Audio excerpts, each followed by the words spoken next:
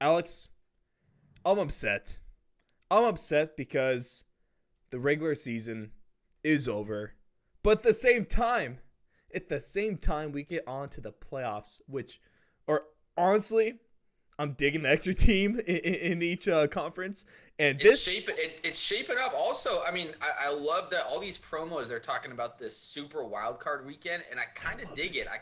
I kind of love having in the past we've had the Saturday has the afternoon game and then like the early afternoon game or the Mm-hmm. late afternoon game, and then Sunday is the morning and like 1 o'clock game if you were on the West Coast here. But now we have a Sunday night game, we have a Saturday morning Two game, we full got days of three on each playoffs? day. Oh, sign me right Can't up. get better But than that. what better way to have this ridiculous looking postseason that we're about to head to?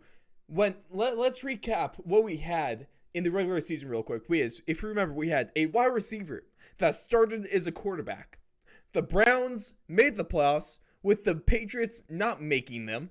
We had Tom Brady is a buck. We had the running back hit 2,000 rushing yards, which is something that we talked about like 4 weeks ago. Shout out to you, Ray Rodriguez, for bringing that up. Patreon sponsor at Big Back Box.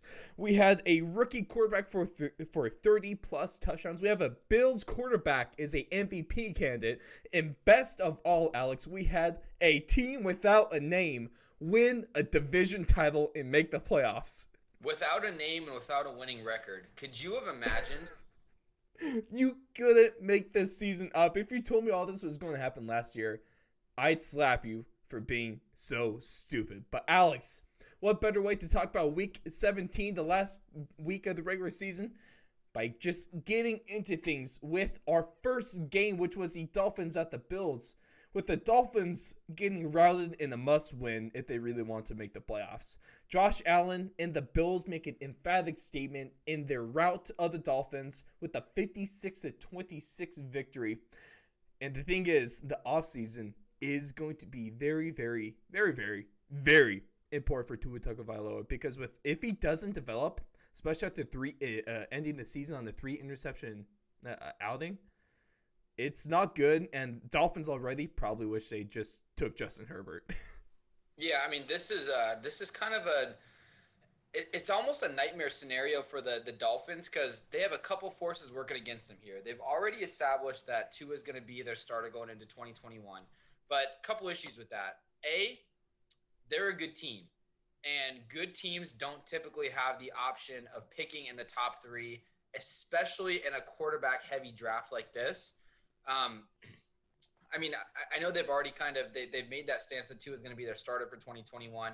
But in a crazy scenario where the Jets pass up on a quarterback, what does that front office do if they're faced with Justin Fields or Tua? Do they scramble? Do they try to make it to see if there's any sort of market for Tua? Try to trade him. Maybe get a late first rounder back, get some other draft capital, draft Justin Fields, and kind of wash your hands clean of Tua. Do you draft them an offensive tackle? Penei Big issue Sewell, with that is Penei Sewell, best tackle in all of incredible. college football. But Penei Sewell is the best left tackle in all of college football. Tua Tagovailoa is a left-handed quarterback. Can he make that transition to right tackle as easy as other tackles can? Do you want to spend that much draft capital on a right tackle instead of a left tackle now that you have Tua? Tua's not there for the long time. Can you then transfer Sewell back over to left tackle? A lot of moving parts. He's the only left-handed quarterback in the NFL starting right now, so that just kind of throws a little bit of a wrench into traditional thinking here.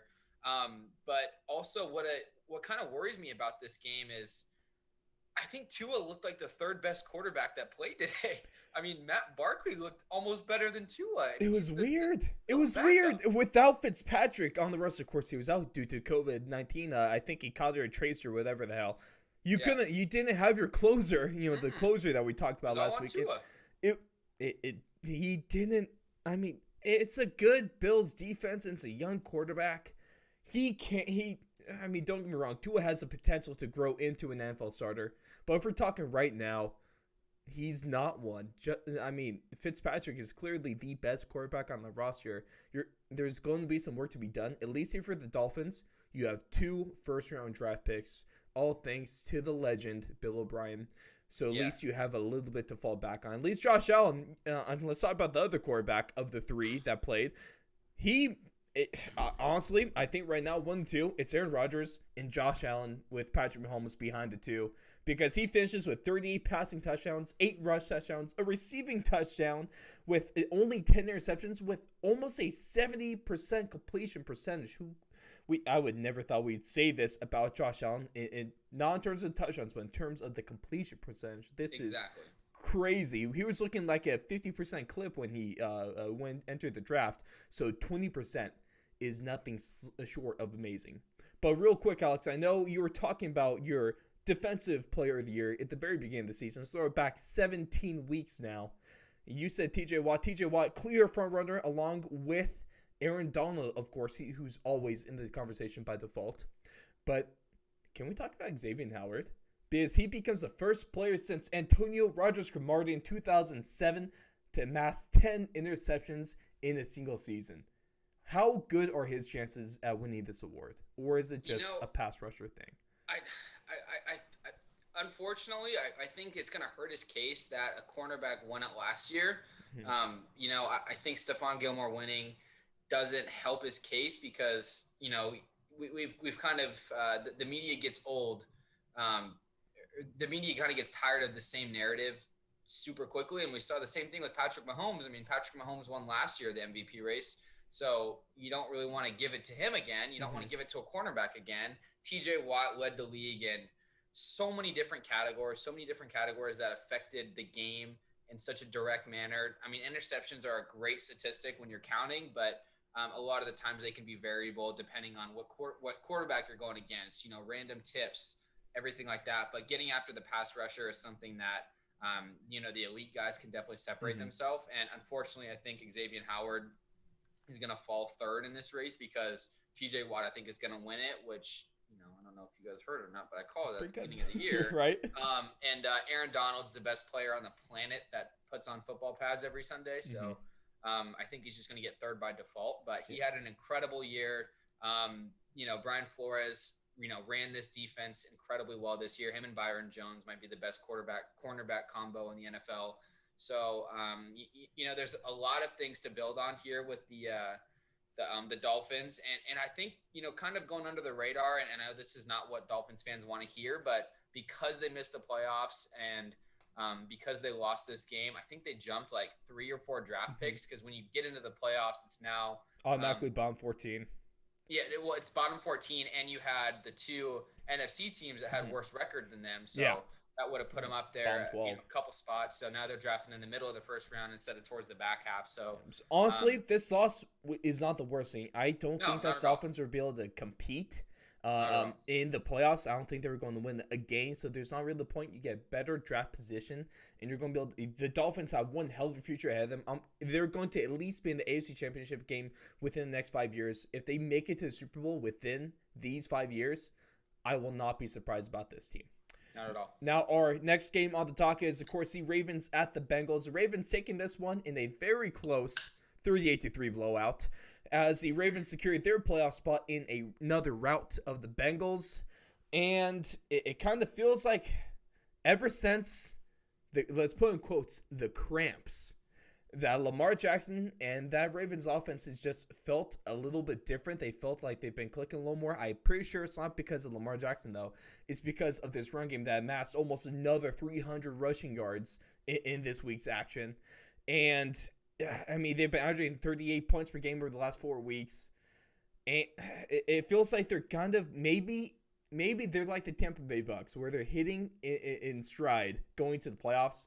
But they also haven't really been winning their last couple of games against solid teams and solid defenses. So it might skew it a little bit while they're hitting stride, but it's going to be different competition coming to the first round of the playoffs. Well, you hit the nail on the head there. I mean, you say all these things and it looks great on paper, and actually they ran for over 400 yards last week, which is an incredible number. My gosh, I mean, I think they ran like 52 times for 404 yards. Be nice to have 400 yards total offense. Ridiculous number. But, I mean, you go on the road against the Browns in the cramp game where there's almost a combined 90 points, scored in that whole game. And then you go at home against the Jags, at home against the Giants, on the road against the Bengals. You're not, exactly going against a murderer's row here. So I don't know if this is a case of they're hitting their stride, or maybe this is a case of they're playing the right teams at the right time. And It's probably more the argument here.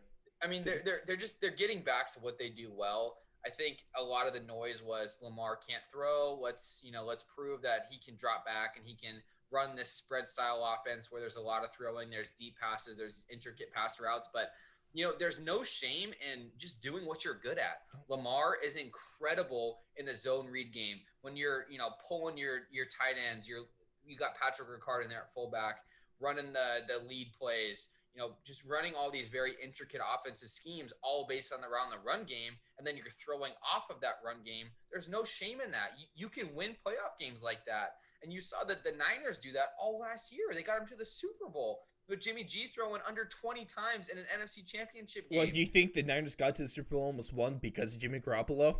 No chance. That's no. Exactly. But here's the thing is, like, Lamar's a competent passer when everyone is worried about the run game and they have, 7-8 guys in the box, and Marquise Hollywood Brown's got a one-on-one on the outside. Des Bryant is now an actual red zone threat, which you never would have thought. I love Mark it. Andrews catches anything around him. They have game breakers on the outside. They have players that can catch the ball. If you're talking game breaker, don't forget about the GOAT, Justin Tucker. Okay, he's a kicker, but he's a game breaker. That can kick it anywhere between 65 and 19 yards. So.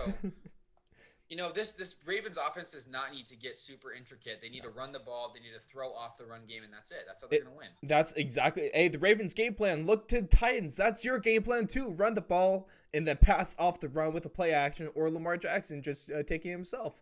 This game might last 2 hours. How quick everyone's gonna be chewing the clock up, running the ball. It's gonna be incredible. This is the game I'm most excited for. I'm really looking forward to it too. And now the next game, staying within that division though, we had the Steelers at the Browns, a Ben Roethlisberger-less Steelers, and then multiple other starters. But we had the Browns only winning by 2 in 24-22 game in a must-win. If they want to make the playoffs, they have to win this game. And you're going against Mason Rudolph. And Baker Mayfield gets outperformed, outplayed, outthrown, outpassed by Mason Rudolph. I mean, hey, let's put a little respect on Mason Rudolph in his revenge game, because of course we all remember the greatness of last year's Week 17, where he took a helmet from Myles Garrett right to the dome, and he was out for revenge in this one, Alex. I mean, Baker, about 200 yards, a passing touchdown, Mason Rudolph, 315 yards, 2 touchdowns in this one against a Browns team that's supposed to... I don't know what to think of them now, because they're limping to the playoffs. Sure, they made it, but now you barely beat the Steelers team. You lost to a Jets team. And you are out your head coach, Kevin Stefanski, and about your entire coaching staff because of COVID tracing. You have your special teams coordinator serving as your interim head coach against the Steelers again, a team that you barely beat with them super depleted. It's over for the Browns. Come on now. It's over. Well, I mean, I think their saving grace is going to be the Steelers are a horrible football team on the offensive side, and, Big Ben might get eaten alive by Myles Garrett, but I mean, gosh, I really wanted to pick against this team, but, without what, in my opinion, is the coach of the year and Kevin Stefanski, it's going to be a tough job to get done. But, funny anecdote about last year's game is I showed my mom, who doesn't watch, a ton of football, that play about Myles Garrett, and she goes, "Oh my gosh, is that guy in jail now?" I mean, it was basically an assault on the football field with a deadly object. It was. Football helmet recently, if it wasn't during a football game, that would literally be assault with a deadly weapon. Yeah. Come on. And if you look at Myles Garrett, you put a freaking 6'5", 290-pound man with a bowling ball with a face mask attached to it, and you swing that at a guy's head and connect. The dude's in bars right now. Some damage. Not much to say about this game. The Browns, kind of, slept walk in the second half after they got to a 2-possession lead. Mason Rudolph did what he did. He threw the ball deep and missed a 2-point conversion, and the Browns got out of there with the win. So, good job. But I really wanted to pick against this Steelers team in the playoffs, but without a head coach and I think they also said Joel Bitonio and Kadero Hodge are on the COVID list right now. So without that offensive line at full strength, it's just going to be so tough against that Steelers D line with the defensive player of the year, TJ Watt. Oh yeah, God, I hate it, but I feel bad. I don't feel bad for the Browns. I feel bad for the Browns fans because they waited since the first time since 2002 they made the playoffs, only to have it end up in this fashion. If they do win, well, hats off to them. Put some respect on them. But until then, oh boy, it's not looking good.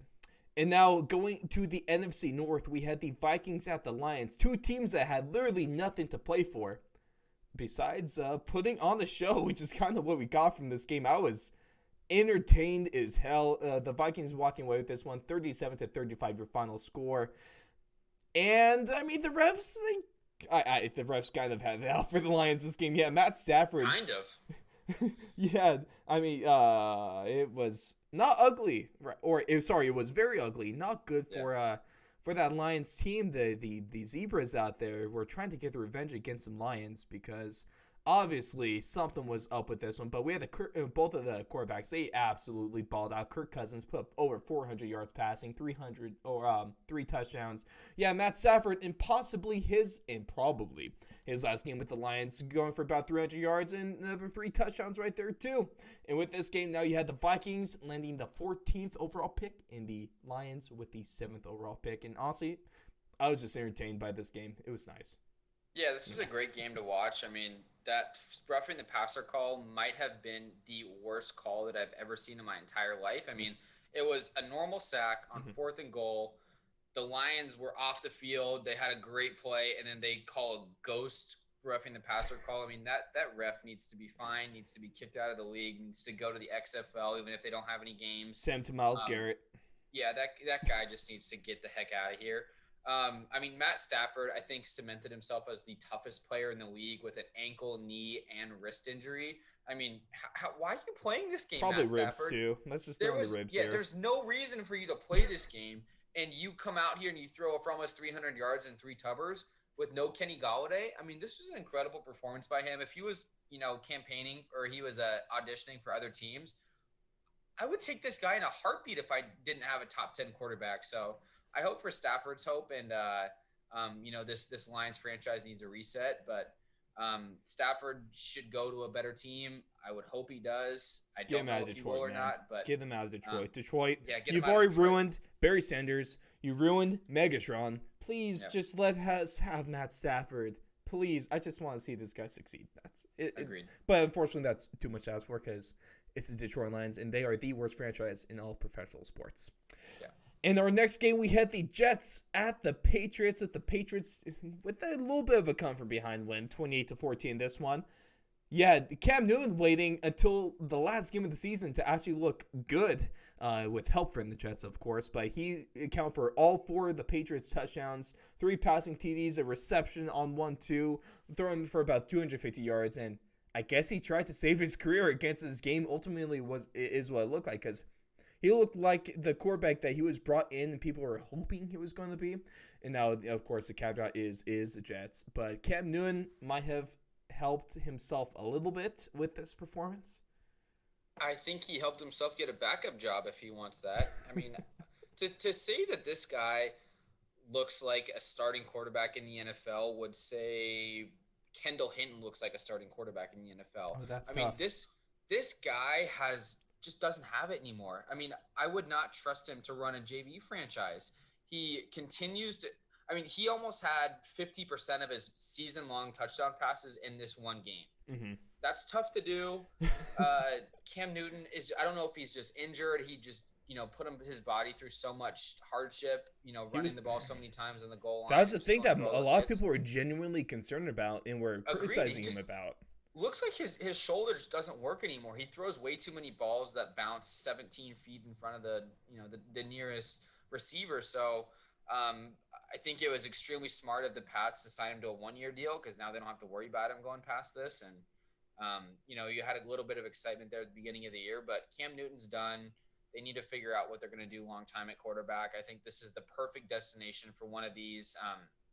Either one of the veteran quarterbacks like a Stafford or Ryan, or another one of the guys like, or you can even throw Wentz in that category. Mm-hmm. But or you throw in Darnold or someone like that Josh McDaniels can take over. So the Pats are going to be in the same situation as this last offseason. They're going to have to, they're going to be in the quarterback market. Apparently, Stidham's not the guy that they want to go with. Hell no, he isn't. Cam Newton's definitely not that guy either. Hey, congrats to you, New England. You get a 15th overall pick for your Trebles Jets. Of course, you get the number 2 spot, and you get a brand new head coach because you finally fired. Who wants to go to the Jets?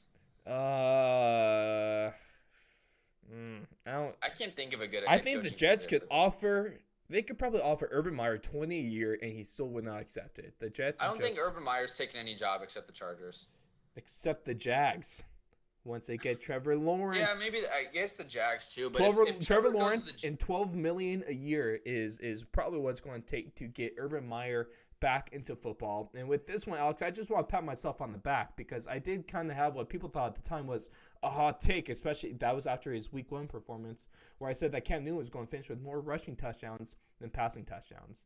Did he? He finishes with 8 passing touchdowns, 12 rushing touchdowns. Wow, that's awesome! Congrats, man. Let me cash that one. I'll take that one to the bank. That's a good one, man. That's something I will pride myself. Of course, the other quarterback, he had his typical game. 1 touchdown, 2 interceptions. Sam Darnold, he sucks, and there's no saving his career. Nope, not at all. At least Cam Newton had some time in the light. Sam Darnold's just never going to have any time in the light. Our next game was actually an important one. The NFC East was fun to watch this week because pretty much everyone besides the Eagles. But even the Eagles did play a role. We'll get to that game because we got a few things to say. The Eagles did play a role in helping the eventual winner with that one.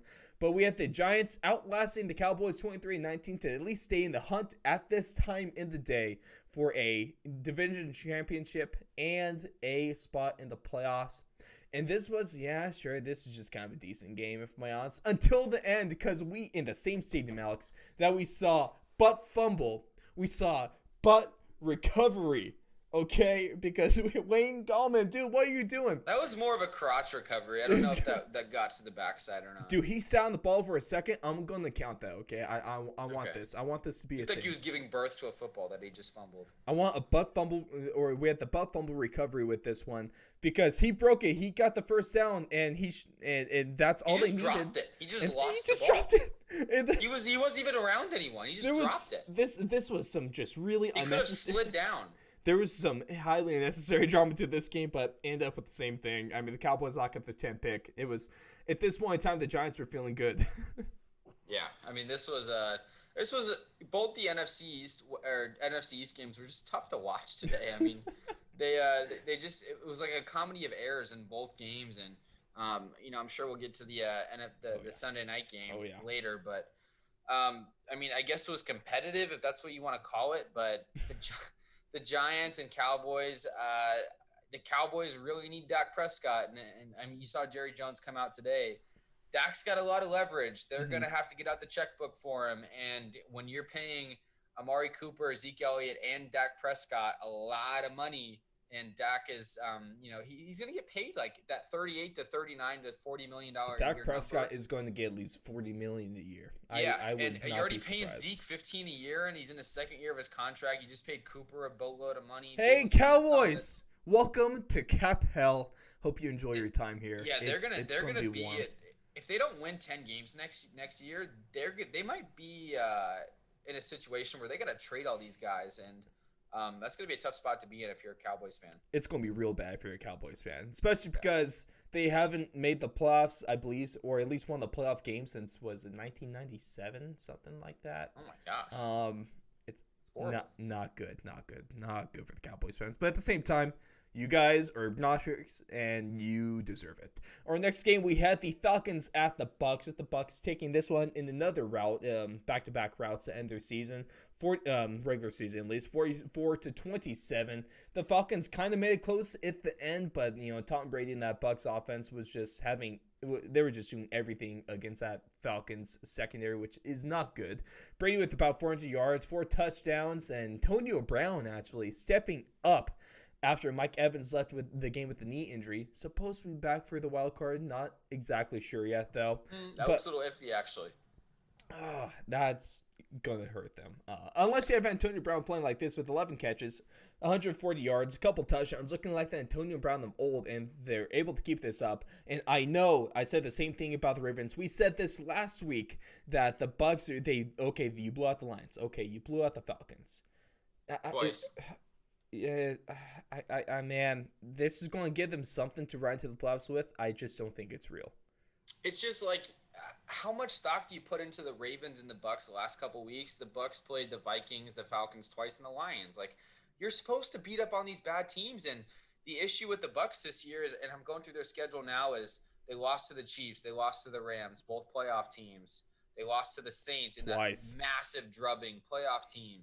They lost to the Bears playoff team, unfortunately. Technically, yeah. And they lost to the Saints again. They lost to all playoff teams. And, I don't know if you know how the NFL works this year, but they're going to have to play all playoff teams going forward. So to say that they have a chance to get to the NFC Championship game and even get past that, I'm just like, it's close to zero. It's not zero because you have Tom Brady and you have a lot of weapons, but this is just not the team that is going to be able to make a run. And I'm worried that people are overhyping this team along with the Ravens because of who they played in the last 4 weeks and how good their offenses look. But this is what they've done all year. They look incredible against bad teams and they struggle against good teams. Mm-hmm. And that's what they're going to face in the playoffs. And Falcons, for your troubles, you get the 4th pick, a great pick to rebuild with, especially with some of the trades. And also, let's talk about Rob Saleh. He's going to set to interview with the Falcons and the Lions. The Falcons, you guys are going to have a good future ahead of you. You definitely need someone that can work on that defense of yours. What if they just trade Robert Saleh straight up for Matt Ryan? That'd be awesome. I would love that. That'd be a football move. There's a lot of hype around Matt Ryan to the Niners, and I'm going to have to give you credit. You were ahead of this, Thank you. 11 or 12 weeks before everyone else. Now all the mainstream media what did I say, week Matt 6? Ryan to the Niners, reunite with Kyle Shanahan. No duh. My boy Ross Allen called this freaking 12 weeks ago. I am the media. I set the trains. You are a big J journalist. Oh, that's what we do. And speaking about a team that shouldn't have made the playoffs, but they did, when you talk about the Bears, let's talk about the 200th regular season matchup of the Packers and the Bears. With this one ending in what other way did you think this is going to end? The Packers went 35-16, and the Packers were doing nothing but just having fun and toying with the Bears the whole game. And we had Aaron Rodgers. Kind of sad, actually. I loved it because I don't like the Bears. But we had Rodgers pretty much securing his 3rd MVP trophy. Make some room in that trophy case because he won in 2011, 2014. Put up another 250 yards, another 4 touchdowns as he pretty much secures his title as MVP. And the Packers secured their spot as the top seed and they get the bye. And the Bears, unluckily, still grab a playoff spot because of a later Cardinals loss to the Rams. And this is just another thing that we've been talking about, Alex. The Bears, they stumble, they get off to a decent start, then they hit a hot streak against bad teams. You have Mitch Trubisky and the Bears make the playoffs. All it does is give them a worse draft pick and makes it look like they can't have a future with them. It gives people false hope. And this is making the playoffs is pretty much a worst case scenario for the Bears in this situation. What are you going to do? Wait, you think you're going to actually win the game? Your first game is going to be against the Saints in the 2 seed. Do you actually think you're going to win that game? No, all you did was get the worst draft spot. That's all you did. As bad as the Bears defense has looked in the past couple weeks, I don't know. It's kind of it's more of a winnable game than I think any of the AFC top seeds have. I think the Saints, just because the NFC is so bad, the Saints are the second best team by default, I think, in the playoffs right now. But they have a lot of holes in their offense. You have their whole running back room coming off of COVID. That's going to be a tough scene. And Drew Brees is not the spryest of pups. And you have Leonard Floyd, not Leonard Floyd, but Khalil Mack. You got, if Roquan Smith plays, I think that's going to be a huge deciding factor. He's questionable right now, but they have some playmakers on the defensive end, and when you have a quarterback that's so statuesque like Drew Brees is, a good pass rush is going to get to him, and I think this is going to be a closer game than everyone thinks. And we could talk about that when we get to our playoff predictions at the end of this week. Back for that game? That's their aim, because they put him on IR so they can have him back. So that all signs are pointing to yes. Our next game was a must-win game for the Colts. They played the Jacksonville Jaguars. They win this one 28-14. All thanks to none other, not Phillip Rivers, but the steal of the draft, Jonathan Taylor. He gets a franchise rushing record with 250 yards today off of 30 carries, 2 big-time touchdowns. And he really did put the team on his back to get this big dub. It got a little closer then. It was about 20-14 at one point. But the Colts are able to make the playoffs because the Dolphins lose. Jags already had the 1 pick. But the Colts, if we see a decent Phillip Rivers, they can win the game or 2 in these playoffs. I'm sorry, if they're able to run the ball like this. Hold on. You said steal of the draft, and you had a guy that was just behind Jonathan Taylor in the rushing leaderboard who was undrafted in this draft. Well, technically, he wasn't still the draft because he wasn't drafted. Okay, I guess. I got you on technicality. Got you on the technicality there. The best kind of beating correctness is off the technicality, Alex. James Robinson's a much better value than Jonathan Taylor. Okay, value in the draft. Here's the issue: is the Colts 12 weeks ago once Marlon Mack got hurt in the first week, I think. Mm-hmm. Once he got hurt, you should have given the keys right over to Jonathan Taylor. They're trying to play around Naheem Hines. Naheem Hines is a decent running back. And Jordan Wilkins carries. I mean, Naheem Hines is a great third down back, but that's what he is. He's a pass-catching running back. He's not your workhorse guy. Jonathan Taylor is built to be a workhorse guy. He's a one-cut guy, perfect for that offensive line. Jordan Wilkins, great guy, I'm sure, but he's just not what it takes to be a first and second. Here we go, Alex. Back. Alex, Jonathan Taylor is what Monty Ball was supposed to be in the NFL. That's exactly 100%. That's exactly what he is. He's Monty Ball with track star speed. Monty Ball without the alcohol problems. Yeah. And without the issues of getting a little heavy around the edges there for Monty Ball. Yeah, that's fair. The shape of a bowling ball, which I don't know if is what you want out of your. I don't know. C.J. Anderson had some success in the Super Bowl run when he was a bowling ball. So. Yeah, but not as a rookie, my guy. Okay, yeah, that's a fair point right there. He's a veteran. C.J. Anderson gets that ability to go out and have a couple too many cocktails and get an extra line at the buffet there. He has a ring, man. That gets you to the front of every line, guaranteed. Yeah. And now another team that also has a ring, we have the Chiefs. And since they already had the 1 seed, they rested everyone. The Chargers come in to Kansas City, and they beat the Chiefs 38-21 with, I mean, that's not the story. The story really is what Justin Herbert was able to accomplish this season. He finishes his last game of his rookie year with 302 yards, 3 passing touchdowns, a rushing touchdown. He now has the most passing touchdowns in a rookie season with 31. He has the most completions in a rookie season with 396. And remember that he didn't even start the first 2 weeks too. So he did all this with 2 less games, and he finished with just 37 yards short of the rookie passing yards record. And now the Chargers get the 13th pick after this win, and they definitely have a bright future ahead of them. Get rid of Anthony Lynn. You get that defense healthy. You kind of bolster up that offense a little bit, maybe the offensive line, that maybe the linebacking core, maybe the cornerback core, this draft, and you're going to have a good team on your hands. So should the offensive rookie of the year go to the Chargers team doctor that stabbed Tyrod Taylor in the lungs? I mean, that's the only reason that Justin Herbert got at the Justin Herbert paid the doctor to stab Tyrod Taylor because he knew that he could ball out like this. He just needed his chance. I mean, can you imagine? So this is a Chargers team that I think should have been in the playoff, hunt with the Browns of the world, with the Dolphins of the world, with all those teams. Because, I mean, they blew 4 straight 17-point leads. How crazy is that? I mean, you lose every game by 1 score. Crazy. I mean, this is going to be the ideal team. And they didn't have Joey Bosa for a ton of the year, too. And Keenan Allen got hurt at the end. Austin Eckler missed a huge bulk of the games. They didn't have Derwin James all year. I think this is going to be a perfect team that, almost flips their record next year. Gonna be tough to go against the Chiefs in that division, but they're looking good as a playoff team, and especially if they keep it extended out to 7, going forward. This Chargers team, I think this is looking like the best coaching vacancy out there right now because you already have the built-in starting quarterback. You have a defense with game everything. breakers.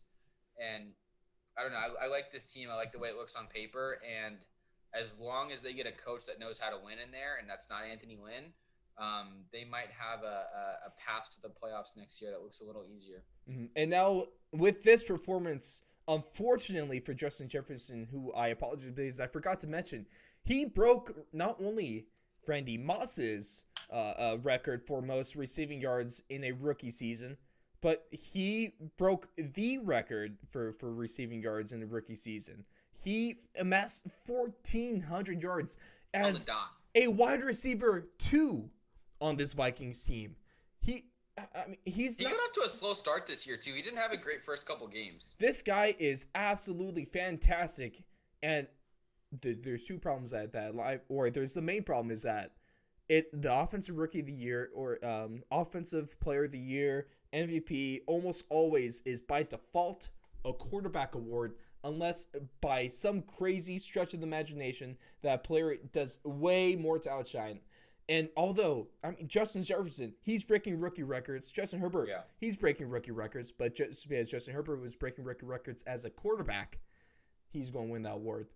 Yeah. Justin Jefferson should, in the perfect world, he'd be winning this. But it's hard to not give it to a guy that's a quarterback. Honestly, I'd be giving it to Justin Jefferson.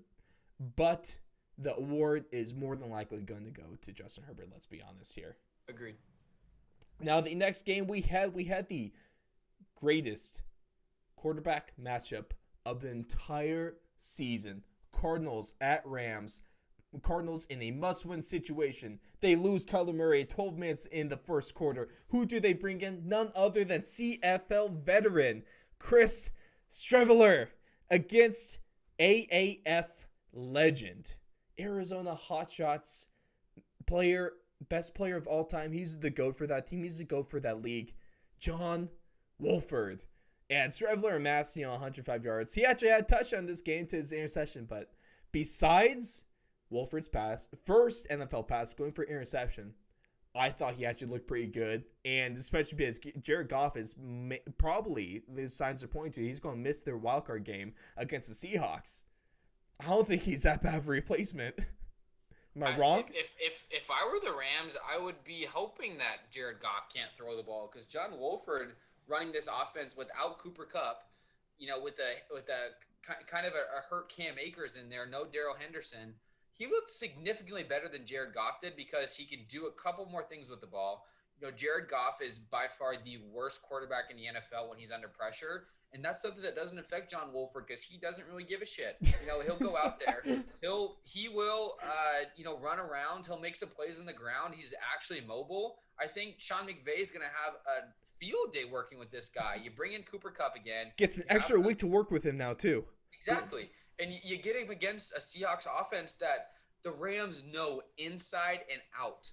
And one thing about that Seahawks defense is when you get Jamal Adams blitzing, Jared Goff is not a moving target. You know where he's going to be. He's going to be right in the middle of the pocket, barely moving around. But with Wolford on there, you can actually try to move him around. You can, sprint him right, sprint him left, do some zone read stuff with him, get, the Seahawks defense guessing.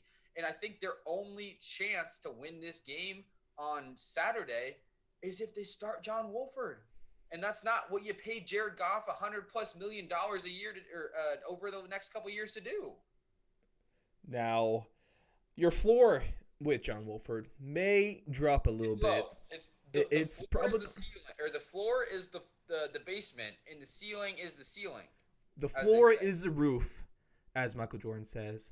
But that's what I was trying to go for. Or is this the ceiling is the roof? I don't even know what he was. He said the ceiling is the roof. The roof is the I don't know. Something way there. But if you're going to try to beat the Seahawks, who are a good team, you're going to have to make some plays. You're going to make some plays, and AAF legend John Wolford is your man. Also, I just love the reception. I wish they had video of this, but apparently the whole team was waiting until John entered the locker room, then they erupted, because technically John Wolford is now entering his first NFL playoff game as a undefeated quarterback. In must-win situations, John Wolford is undefeated. Therefore, he's the most clutch quarterback in the NFL at this point in time. He also rushed the ball 6 times for 56 yards, and we said he was mobile, but that's almost 10 yards a carry. That's nothing to bat your eyes at if you're any other defensive coordinator trying to prep for this guy. Not at all. Same with that in that division, though. We had the Seahawks at the San Francisco 49ers,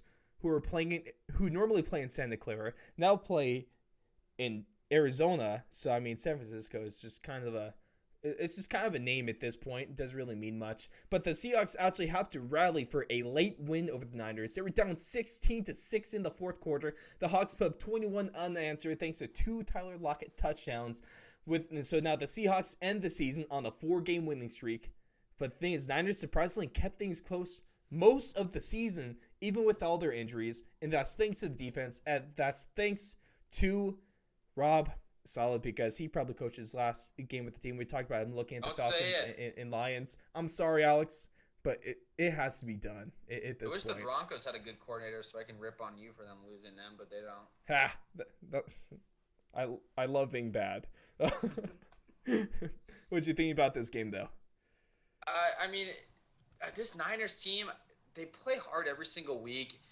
I almost want to give Kyle Shanahan a Coach of the Year vote just because of how hard he coaches his guys up. And, they come to play for him every single week. And they had the most players on the IR this entire year. They had the most games missed. They won the injured bowl. They won the injured bowl by far.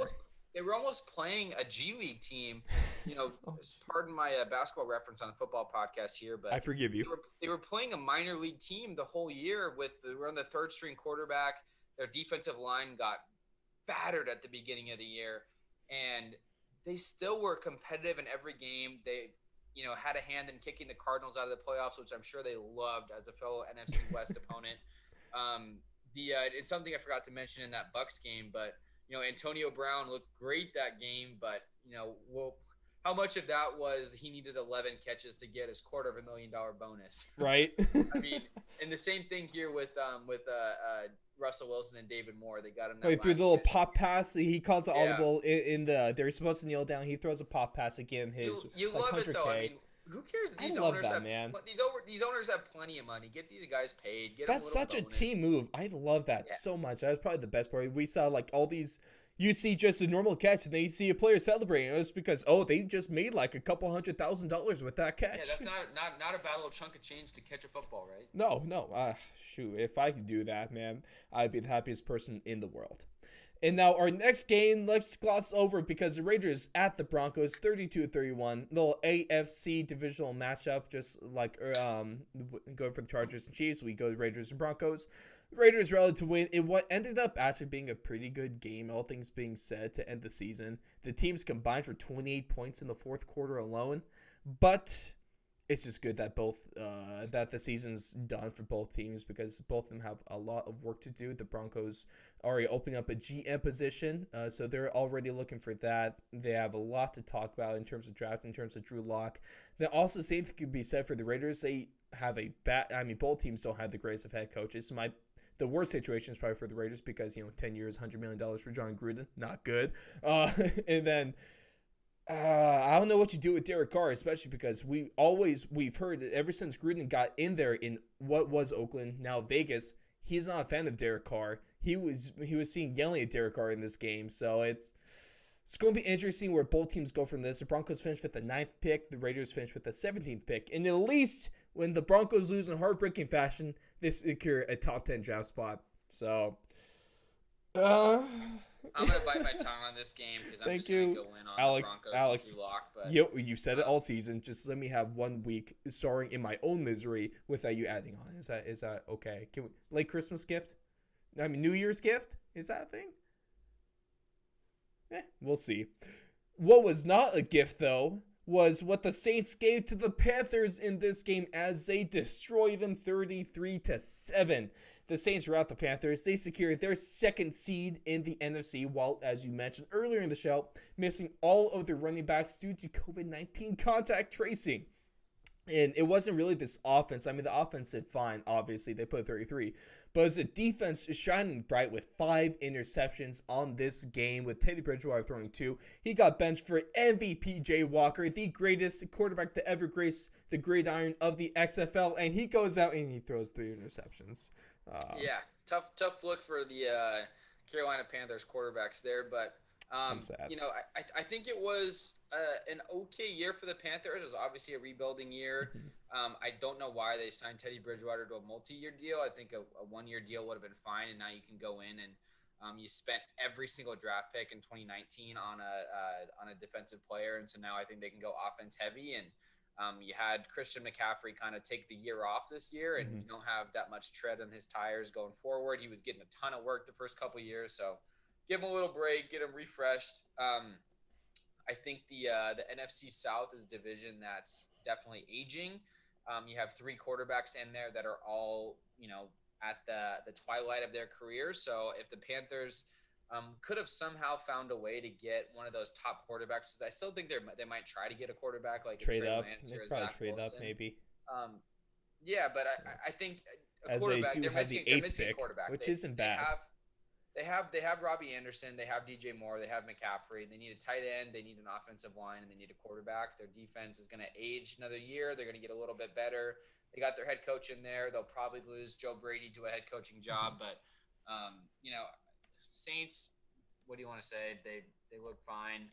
I'm sure we'll talk about them in the playoff preview, but this game was kind of a gloss over. Good for the Panthers, though, because, I mean, it kind of like the Dolphins, where you don't have Dolphins had a better season, but you're the Panthers. You don't have the best of seasons, but you get a good draft pick with number 8. You have your head coach, and you have a lot of positives to build off of, and there's easily a bright thing going forward, especially, as you mentioned, Alex, it's an aging division. If you're able to be this young team and just trust the process and build it, those teams are going to taper out. They're going to be finished, and that division is going to be there for your taking. So Panthers, just keep building, stay with it, and you could easily be the winner of that division the next few seasons.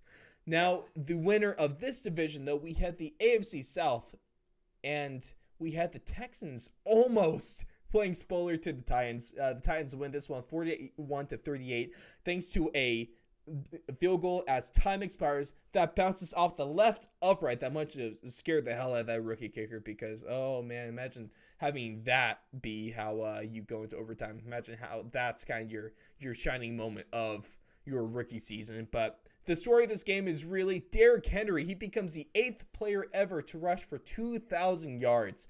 He finishes with 2,027 on the season. He's the first 2,000 rusher since Adrian Peterson did that in his MVP run, in his comeback player of the year kind of situation too, back in 2012. And I hate to say it, but, like I said at the beginning of the show, we kind of told you so like a month ago.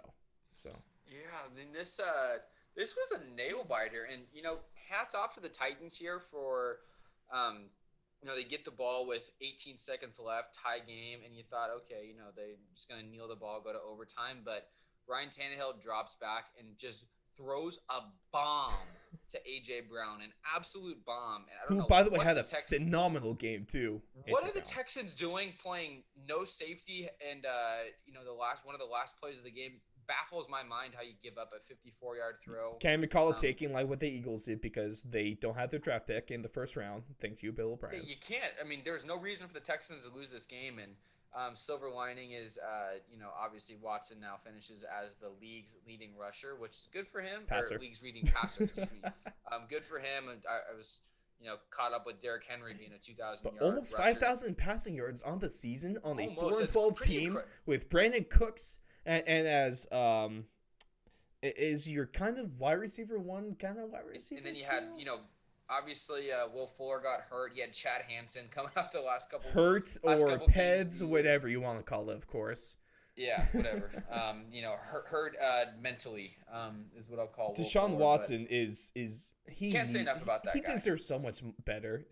Much better. And luckily for and you, Texans young. fans, you go from moving on earlier this season from one ex-Patriot staff member, Bill O'Brien, to another Patriot staff member. Your GM is going to be Nick Caserio, former Patriots. I think player manager, whatever the hell that But he's title's a called. GM. He's not a head coach, which is I No, think a but good distinction. also Good distinction. who has he drafted with the Patriots at least, and then also who's the guy that he tried to get in 2018 that the Patriots didn't let you get.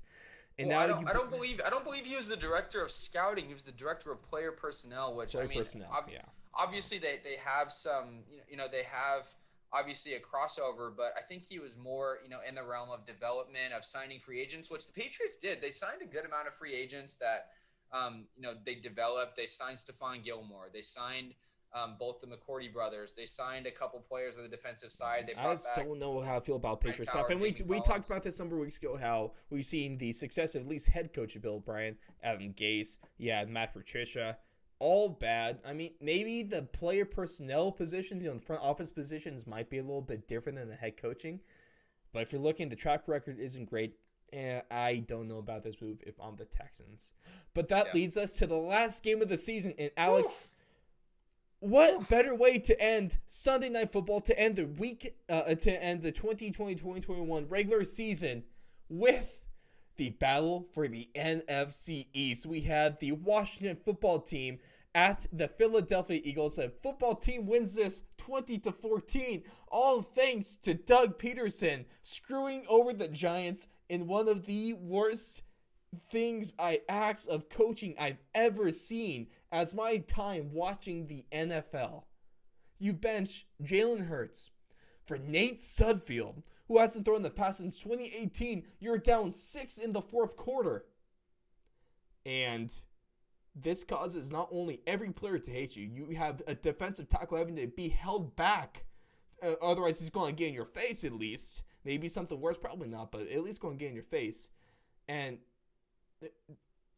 honestly, this was one of the most disrespectful acts of the football, and if I'm a Giants fan... It was egregious. It was egregious. Egregious. Alex, are you this... I am extremely pissed off at Doug Peterson for this. I feel like a Giants fan and player, although they should just won an extra game or two if they really want to be pissed off, but that's besides the point. The Eagles, I've never seen a team blatantly tank this bad in a game. Never. I think what helped them a lot was Nate Sudfeld looked horrible. So I think that made this look a lot worse than what it actually was. What'd you expect from him? I mean, here's the thing: is like, if I were in the Eagles' position and I were down and didn't really affect the game or didn't really affect the outcome if I won or not, I would want to lose too. But here's a couple factors in here. You're playing against a division rival. You live in a city where the fans will turn on you quicker than anything. Your fans threw snowballs at Santa Claus. Your fans disrupted a presentation for the Philadelphia Flyers for a guy suffering from cancer. Those fans don't care. They're mean. The fans are ruthless, and I think it's safe to say if the fans were in the building, this wouldn't have gone down like this. I think there would have been debris flying onto the field, but horrible display by the Eagles. Football team sneaks in at 7-9. I think they did everyone is solid by not letting the Giants get into the playoffs, which would have been more egregious in my standpoint. But you can't really be pissed if you're a Giants fan because you went 6-10. You went 6-10, and you didn't deserve to be in the playoffs either. No one deserved to be in the playoffs from this NFC East. And I mean, I guess the Eagles better hit on this number 6 pick because if they don't, there's going to be hell to pay. And I mean. I feel like we might see some French Revolution type stuff from those Philadelphia Eagles fans.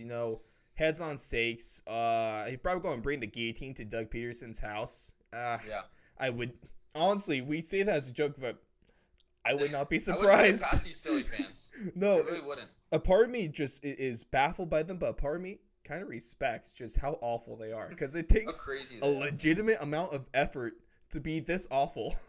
Yeah. So this is going to be a tough off season for the Eagles. But there we go, Alex. That's week 17 in the books. That's the NFL regular season in the books. That's all but for 14 teams. That's the end of the season. It's time for the off season for them. And so let's get into our playoff predictions.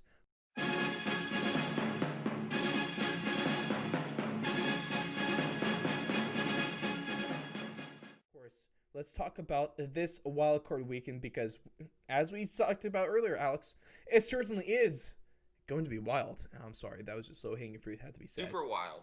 But of course, we're going to see on Saturday. We get the Colts at the Bills. We get the Rams at the Seahawks, and we get the Bucks at the football team.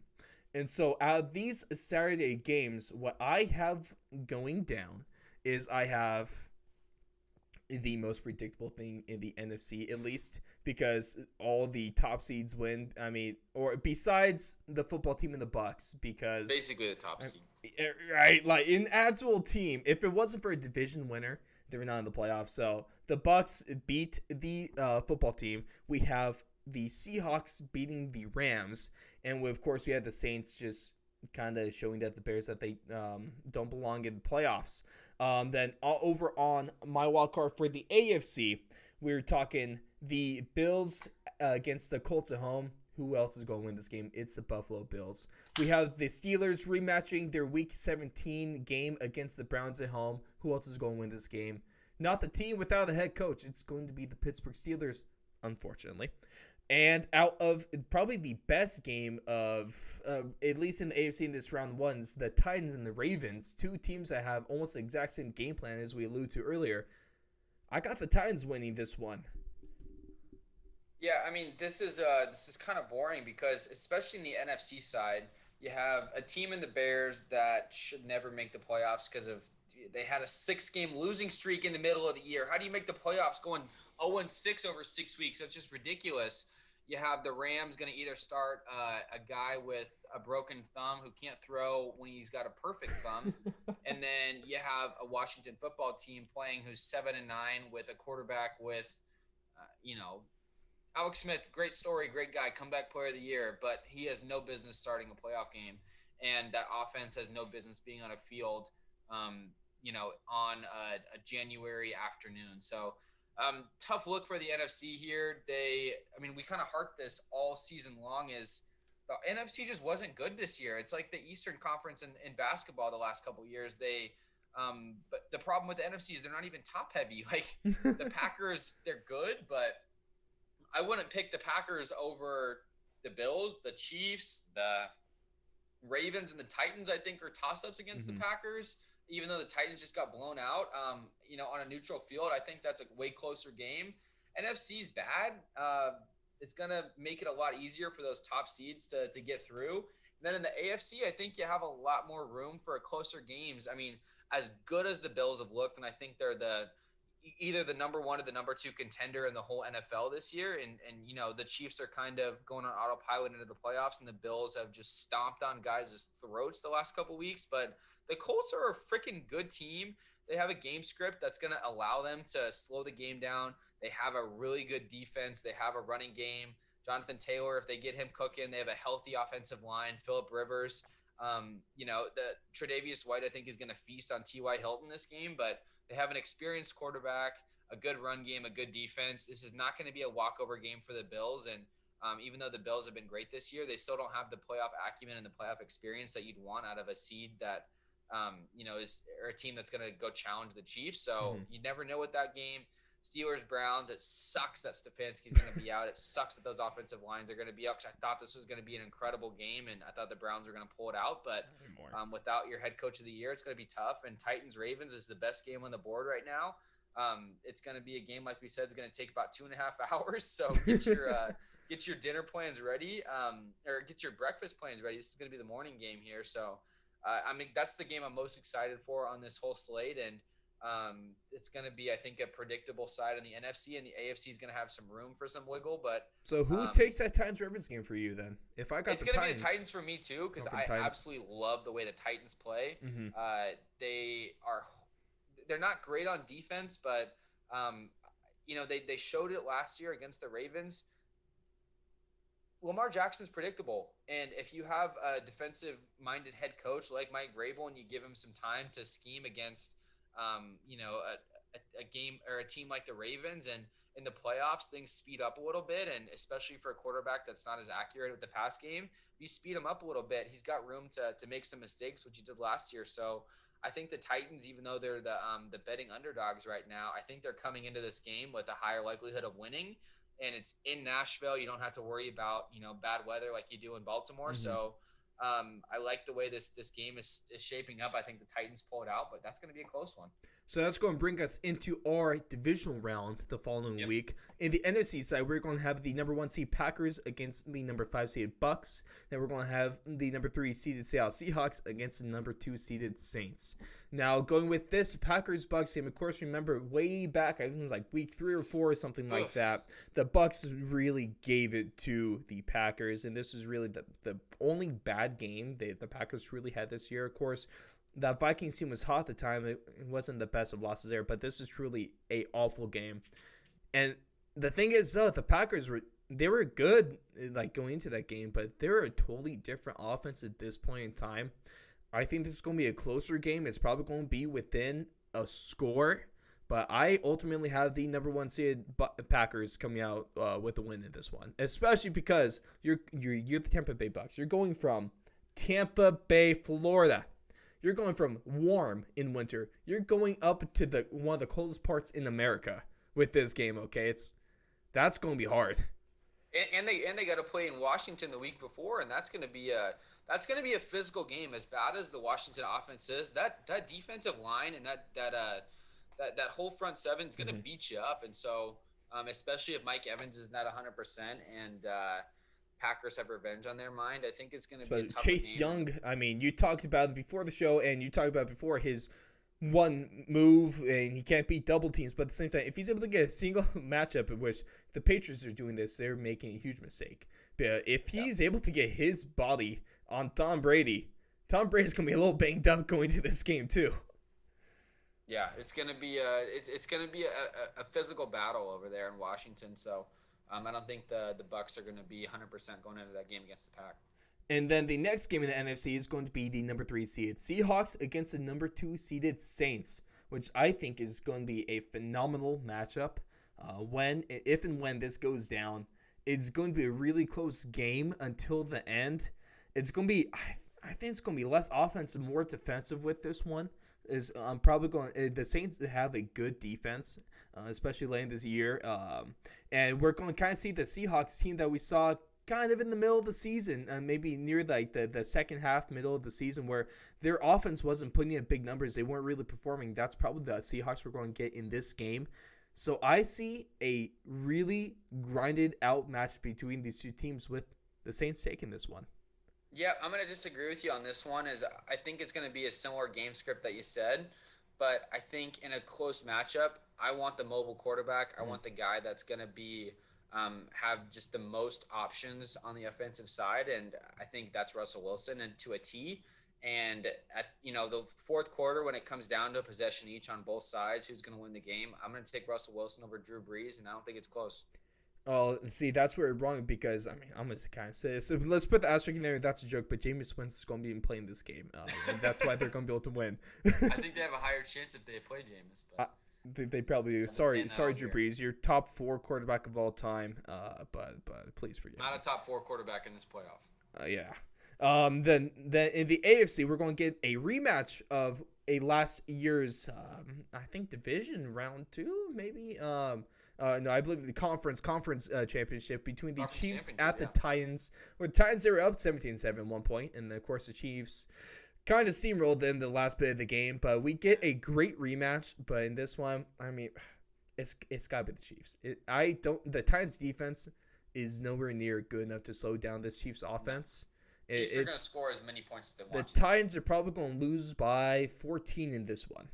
Yeah, I'm with you there. Chiefs, they can name their score against this Titans defense as sorry about that, Siri. But yeah, the Chiefs are going to be able to name their score here. The Titans, they can try to run the ball as much as they want, but the Chiefs are going to win this game going away. Mm-hmm. And I think that they're going to have a tougher.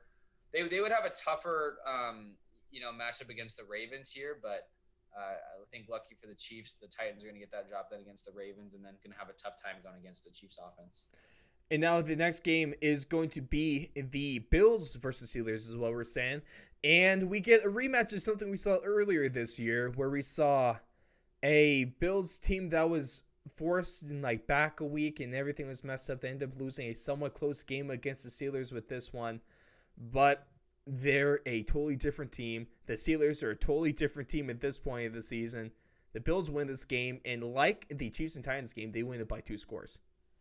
Yeah, I mean, I don't see how the Bills have any problem with the Steelers. They already played them this year. Defensively, offensively, what can't the Steelers throw at them that's going to really do anything?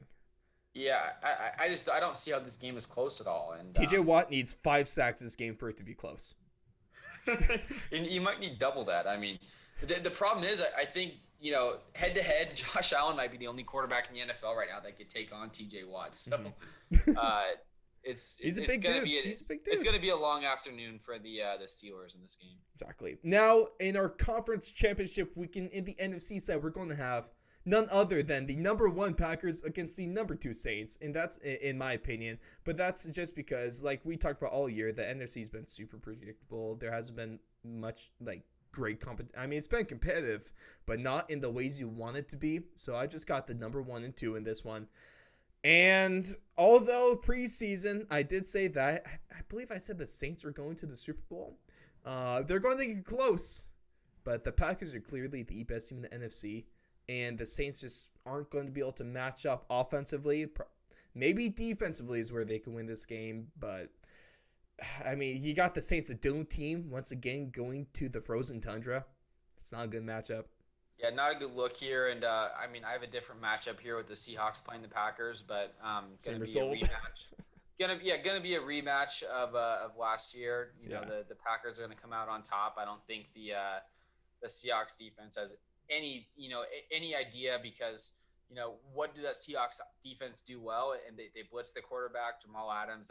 Jamal Adams. I mean, TJ Watt needs 5 sacks if the Steelers want a chance. Jamal Adams probably needs 8 sacks if they want a chance. Yeah, well, here's the problem with that is Aaron Rodgers, I think, is the best quarterback in the NFL at A, recognizing a blitz, and B, beating the blitz. So it's not good. That's not a good recipe for success if you're the Seahawks. So Packers are going to win this one going away, I think. And then the AFC side, we got the Chiefs at the Bills for both of us. And Alex, can you believe it? The team that I have is the number 1 team in the league in last week, going into the week 17. They're the best team. The team that is the only one in the league that could beat the Chiefs, the team with the quarterback with the duel I want to see, is also the team that for the first time since 1999 or whatever won a division crown. Is the team that's going to advance to the Super Bowl. The Bills are going to upset the Chiefs, and they're going to make it all the way to the big game. I mean, they definitely are. I think they're the only team in the NFL that has a chance to beat the Chiefs, and I think, unfortunately for the NFL, whoever wins out of the AFC is going to win the Super Bowl going away. It's going to be the Chiefs or the Bills. I might look stupid in a couple weeks if both those teams get upset in the division right. round. It's going to hurt. I don't see that happening anytime soon, and I'm on the other side. I think the Chiefs are going to win that game, but it's going to be close, and it's going to be an absolute shootout. I cannot wait to watch that game. No matter what, the Super Bowl is going to be phenomenal, because we're probably going to get either Aaron Rodgers against Patrick Mahomes or Aaron Rodgers against Josh Allen. And either of those I'd be more than happy with. But for me, the Super Bowl is going to be a Bills-Packers Super Bowl with the 2 seed against the 1 seed. And once again, Alex, saying so, but this miracle team is going to go all the way this season. The Bills are going to win the Super Bowl 55. You can put that one in the books. I would love that. I would really love that to happen. I don't think they have the seasoning quite yet. You don't need seasoning. The seasoning's overrated, Alex. This is the year for them to do it, because they have a super exciting team. They have the hottest quarterback in the NFL. You got America, all of the entire country behind this team. They better let fans in whatever capacity they can. But I think the Bills fans might just say F the COVID protocol. And they're just going to storm it. Yeah, just going to storm We're going to see the Bills win the Super Bowl. Force in the world that can stop that fan group. Whether it be in New York, whether it be in New England, whether it be they have to go to Canada, whether it be across the entire United States, you're not going to be able to find a single folding table left in stores across America, because they're all going to be broken with Buffalo Bills putting each other through it. And I am all here for it. I can't wait for it. I really cannot wait. You're official Super Bowl pick is? It's the Kansas City Chiefs. I feel like a loser for saying it. I really do. But That's I mean, fair. they're the best team in the NFL. Yeah, I mean, they have the best quarterback. This guy is unflappable late in games, and the game speeds up in the playoffs, and when the game speeds up, you want a guy that's a good decision maker. Patrick Mahomes is the ultimate decision maker. I would say Aaron Rodgers is in that category as well, but he doesn't have the mobility that Patrick Mahomes does. He doesn't have the pure arm strength that Patrick Mahomes does. So I trust him. I trust Andy Reid. I trust that Chiefs offense a lot more than I trust any other unit right now in the NFL, and that's what it's going to come down to, and that's what's going to win in the game. Well, nonetheless, we both have AFC champions with this one. Alex, Yep. You are taking officially the Chiefs over the Packers, and I will be taking the Bills over the Packers. And if this is Super Bowl, we can get, fingers crossed, probably what it's going to be. It's going to be way better than the one with 2 years ago. This might be, honestly, it might be hard to say now, but this is honestly shaping up to be one of the greatest Super Bowls of all time. Might be the highest scoring Super Bowl of all time. And if that happens, I would not be disappointed. Sign me up for it. But there you go, ladies and gentlemen. That is going to do us. That has been 17 weeks now. Actually, 18 if you want to throw in the preseason prediction show with this one, Alex. 18 weeks of NFL content with this one, and we still have the playoffs to go. So, Alex, I just absolutely cannot wait for these playoffs. My gosh, Super Wildcard Weekend, get me there now. Oh, I could already see that big play of Nachos calling my name. Ooh, okay, yeah, Alex. But the real question is, too excited. The real question is, do I put chicken or beef on those nachos? I'm always been a beef fan. I think it just gives the most diverse flavor profile, and chicken's too vanilla, especially for a wild card weekend this big. I mean, maybe chicken might be your move because it's a little lighter than the beef there, and you're gonna have to go through 3 games of this. But this is the first year ever we have 2 7 seeds in the playoffs. So we're gonna have to do it big. I think we're gonna have to do a fan vote on that one. You guys, beef or chicken? Leave that in the comments. Also, might throw up on Twitter and Instagram. So, of course, Twitter at 4th Long Radio, Instagram at 4th and Long Radio. Of course, I mean, it's really been a pleasure talking to you guys at least all this regular season. I know most of our teams, you and me, Alex, they're not in it anymore. So that's why I'm officially dedicating myself to the Buffalo Bills. I am officially joining Bills Mafia with this statement, Alex. They are the team that I want to see win it all because, I mean, they deserve it, man. I want to see the Titans go on. I'm gonna go on the Titans bandwagon. That honestly anyone besides the Chiefs at this point. But that's going to do it for us today, ladies and gentlemen. Like I said, Twitter, Instagram, just go to the website www.the4thandlong.com for all of your sports talk needs. Also, buy some merch. Buy some merch, please. Oh yeah, look at this. Look at that. I mean, Alex is nice font there. Nice font. Look at that font. That's a lobster font, okay? That's lobster. And that's a high quality font right there. Yeah. Sweatshirts, awesome. Long sleeves, hoodies, everything. We got tank tops, we got t-shirts, tri-blend t-shirts. Then just want to say thank you to our Patreon sponsors. Of course, you can go to Patreon, just $1 a month. It gets you in the door. Patreon.com/4thandlong. Our sponsors today are going to be Ray Rodriguez, courtesy of his Instagram account. Follow for all your card needs at Big Bat Box. Also, check out big thanks to Ryan Watson and also Neil Wiley. Check out his YouTube, Chosen Problems. But Alex, thanks for being along this ride for 17 weeks now. And hey, man, can't wait to talk to you after the first round of the NFL playoffs.